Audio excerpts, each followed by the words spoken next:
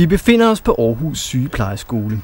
I dag hører man tydeligt lyden af pigesko på de lange lyse gange.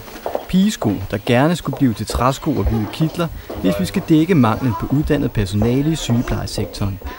Men selvom skolen summer af liv denne onsdag formiddag, viser en ny undersøgelse, at hver tredje af de studerende overvejer at droppe ud.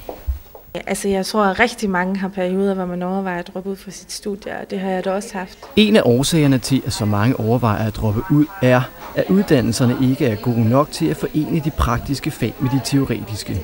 Og for mange kommer det som en overraskelse, at uddannelsen indeholder så meget teori.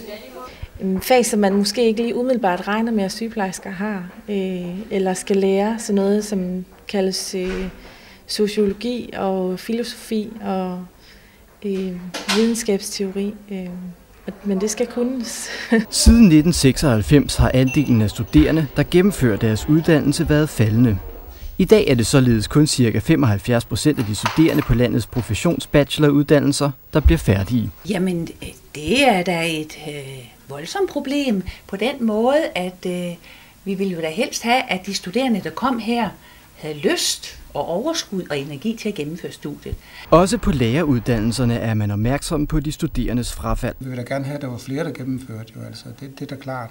Ifølge undersøgelsen vil bedre vejledning af den enkelte studerende kunne nedbringe frafaldet. Vi tilbyder en samtale til alle, der søger ind, med henblik på at egentlig være djævelens advokat, at det her nu er det rigtigt for dig, og også og finde lidt ud af, om vi synes, at det er det rigtigt for dem. Hvor ofte får du henvendelser fra studerende, som har de her tanker? Det er da en del af min dagligdag. Det er ikke noget, der er sjældent. Altså, der er også mange af dem, der bliver. Der kommer, fordi når vi får snakket om, hvad så dine muligheder, hvordan kan du arbejde med det, hvad har vi et tilbud, vi kan hjælpe dig med, det er der helt bestemt også nogen, der bliver. Men der er også nogen, der bliver afklaret med, jamen, det er et fejlvalg, jeg må videre.